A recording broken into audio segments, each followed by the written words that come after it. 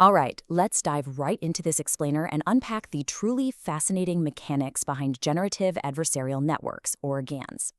As undergrads stepping into the deeper end of the machine learning pool, you've definitely heard the buzz around these models. Well, today we're going to break the whole shebang down completely. It's a wild thought, isn't it? How do you actually teach a computer to paint a masterpiece that has literally never existed? Because this isn't just science fiction anymore. GANs can generate incredibly realistic images of people who do not exist. They can take a low-resolution video and make it high-res. They can even, and this is super cool, synthesize entirely new medical X-ray data from scratch, when we just don't have enough real-world examples to feed our algorithms. Here's our roadmap for this explainer. 1. The generative modeling problem. 2. Forgers versus inspectors. 3. The Minimax game. 4. When GAN training fails. And 5. Building your masterpiece. Let's get into it. Section 1. The generative modeling problem. Okay, before we can actually build a GAN, we have to understand the exact mathematical hurdle it was invented to overcome. At its core, generative modeling is all about capturing a target distribution. Imagine we want our model to generate images of cats. Out there in the universe, there's some underlying ground truth data distribution, we'll call it P star, that perfectly describes what a cat looks like. Our primary goal? We need to optimize our model's parameters so its distribution aligns as closely as possible to that unknown P star. If we pull that off, we can just sample from our newly learned distribution to create novel, highly realistic cat images. But as you've likely realized in your stats courses, there's a massive roadblock. To get an actual valid probability distribution, your function has to be normalized. That means its integral over the entire space must equal exactly 1. The problem? That integral is typically intractable to compute, especially for super high-dimensional data like images. We're talking computationally near impossible. Because we can't easily compute those exact normalization constants, directly learning that P-star distribution is just a nightmare. Section 2. Forgers versus inspectors. So to bypass that math nightmare, we reframe the problem. We pit two deep neural networks against each other. On one side, we have the generator. Think of it as a counterfeiter or an art forger. Its entire job is to take random, latent noise and map it into the data space to create a totally fake image. On the other side is the discriminator. This is the police, the art inspector. Its sole purpose in life is to look at a pile of real famous art mixed with the forger's fake art and successfully classify which is which. And here is the absolute genius of it. This sequential loop allows the forger to learn without ever touching those intractable integrals we talked about. The generator creates a sample from noise. Then, the discriminator evaluates it against the real data and provides direct feedback. Simply by trying to trick the inspector, the forger learns an implicit mapping to the target distribution. It's learning by doing, not by solving impossible equations. Section 3. The Minimax game.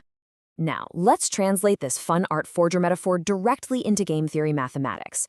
At the foundation, we're using a concept you probably dream about in your sleep by now: standard binary classification. We limit the discriminator's output to a neat little range between 0 and 1. If the sample is real, the ground truth is 1. If it's generated, 0. So the loss function we use to train our discriminator is just binary cross-entropy, which assesses the exact probability that the input it's looking at is real. This sets up a truly fascinating mathematical conflict. We have a single value function. The discriminator is actively trying to maximize this value function to successfully spot the fakes. Meanwhile, the generator is sweating away trying to minimize this exact same value function to trick the discriminator. What we have here is a classic two-player, zero-sum Minimax game where their objectives are absolutely, perfectly contradictory. Underneath all this conflict is some real statistical elegance. Assuming the discriminator is playing optimally, minimizing the generator's loss is mathematically equivalent to minimizing what's called the Jensen-Shannon divergence between the real and the generated distributions. And the magic number for this divergence is 0. When it hits 0, your generator's distribution perfectly aligns with the target distribution. Actually, let me rephrase that. It means the faked art is mathematically indistinguishable from the real art. Reaching this specific state is the holy grail of GAN training. In game theory, we call this a Nash equilibrium. The parameters become perfectly stable.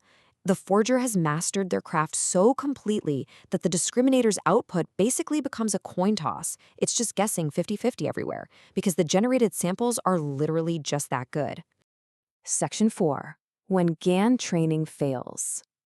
But as you're going to find out in your practical labs, beautiful theoretical math doesn't always play nice in real-world parameter spaces.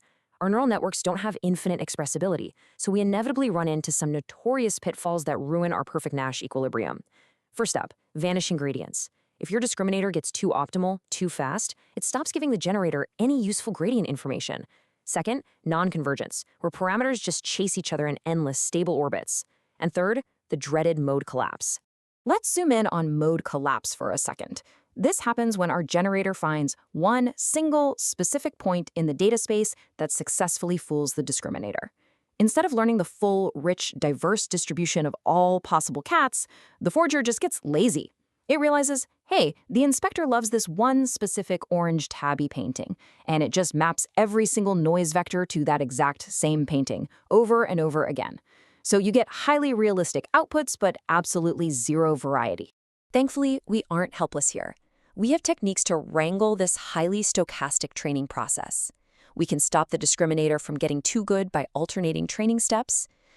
Maybe letting the discriminator take case steps for every one step the generator takes.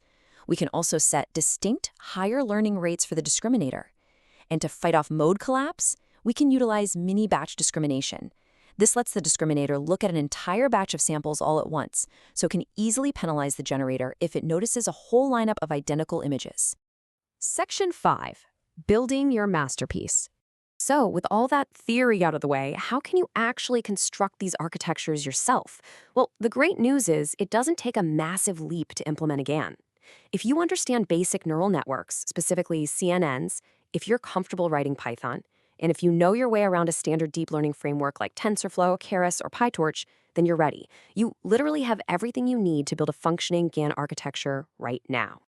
I really love this quote from instructor Sharon Zhu. She compares building a GAN to the IKEA effect. When you finally survive that messy, frustrating stochastic training process, tweaking those learning rates, battling mode collapse at 2 a.m., you earn an immense amount of pride in what you've created. You're not just running some prepackaged script. You are the art forger, building a masterpiece from the ground up. And you're going to love the output that much more because of it. So, I'll leave you with this final thought. We've seen how pitting two networks against each other in a zero-sum game lets us bypass impossible math to generate perfect mimics of reality. As you take these tools into your own cutting-edge projects, what uncharted distributions are you going to train your GAN to capture next? The possibilities are entirely in your hands.